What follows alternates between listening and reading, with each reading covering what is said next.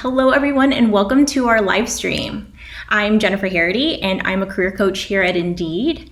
I've actually been working in career services for over 7 years now, and most recently I've been leading a team of career coaches at Indeed, and we have been helping job seekers throughout their job search by providing guidance on resume, interview, and job search prep. We help with salary negotiation, topics like that, and I'm hoping that I'm going to be able to provide a little bit of help and guidance to you all today too.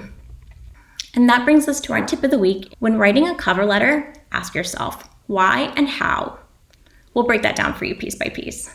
Now, when starting a cover letter, really start by asking yourself, why am I writing this? There's a lot of conflicting information about if you should include a cover letter in your application, and in the end, the choice is always yours. But here's what we've learned about when a cover letter is most effective in a job search. If you are not required to include a cover letter, evaluate whether it's crucial for you to send one. Just remember, your time is valuable, so use it on tasks that are going to have the most impact for you. Now, some recruiters tend to spend a short period of time reviewing your application materials. And a concise, tailored resume is immensely important, especially now when recruiters may be even more strapped for time than usual. So if you have to choose an application material to invest in, I'd recommend focusing on boosting your resume over your cover letter. So in short, if a cover letter isn't required, it may be best not to submit one. If there are important details about your experience that you'd like to include, consider adding a professional summary at the top of your resume. That section will be very visible to employers. And if you'd like more information on how to write an effective professional summary, be sure to comment in the chat so we could potentially cover that in a future live stream. Now, that's not to say that there aren't some good reasons to send a cover letter. For example, some reasons you may want to include a cover letter are: one, if the online application offers the cover letter as optional and you are transitioning into a new career or have a gap in employment. In this case, a brief cover letter could be valuable to explain that. Also, if the cover letter is required, there are some common industries you can expect to encounter a cover letter as a required portion of the job application. Some of these industries include government, universities, small companies, and nonprofit organizations.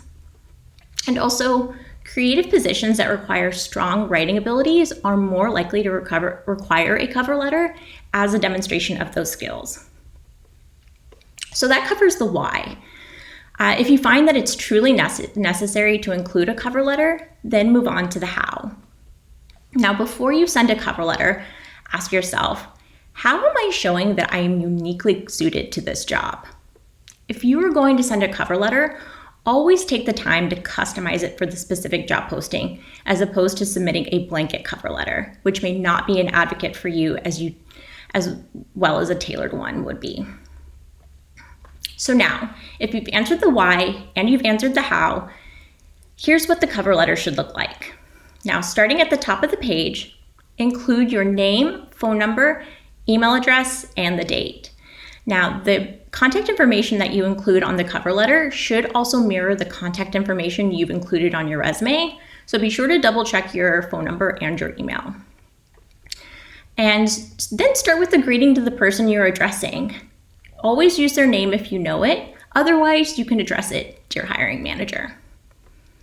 And your opening paragraph should introduce yourself. Explain why you're applying for the job, including your excitement for the position and how the job aligns with your career goals.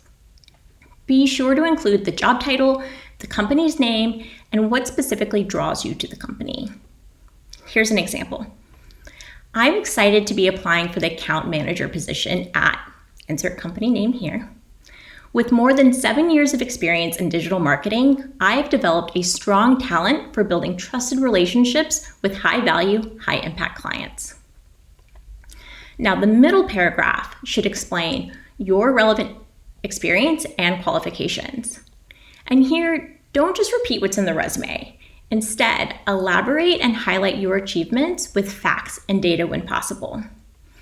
Also, explain why you'd be a good fit for the specific company. Be sure to include keywords and skills from the job description, but do keep it concise. And you can provide any clarifications needed, like explaining a gap in your resume. Now, the closing paragraph should sum up your qualifications, state the best way to contact you and when you're available, and lastly, thank them for their time and express interest in moving forward with the hiring process. Now, if you've lost your job due to COVID-19 or you're transitioning to a career, what do? How does that impact your cover letter?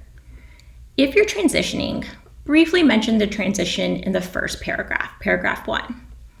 You can refer to having lost your previous job due to COVID, but let the overarching message be that you're interested in their role and explaining why you're a good fit. The goal is to indicate that you're excited about their particular role. It may be tempting to elaborate on your unique situation, but most employers are already aware of the impact COVID-19 has had on the job market and unemployment, so aim to avoid this. Now, in paragraph 2, you can focus on transferable skills and requirements you possess that directly relate to the role that you're applying for.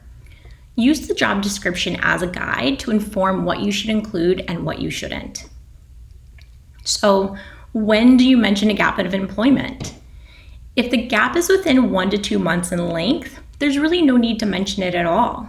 However, if the gap of employment extends past 6 months, provide an explanation for questions the employer might have, like, what have you been doing in the interim? Have you been upskilling? Have you been taking a class? Are you providing child or elder care? Going on a sabbatical? Address the gap in the first or second paragraph of your cover letter. And remember, it's always best to be succinct. So, in summary, here are the things to remember when it comes to your cover letter. If the application does not require a cover letter and you don't have a strong why, save your time by opting out and focus on tailoring your resume instead.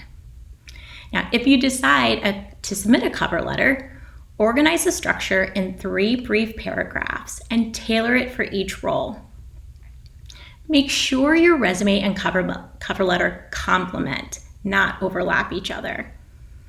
And if you're transitioning careers or needing to explain an unemployment gap, you can clarify in your cover letter, but be sure to keep it brief and professional. All right, that's it for our live stream. Thank you so much for tuning in. We hope you found this helpful, and we'll see you soon.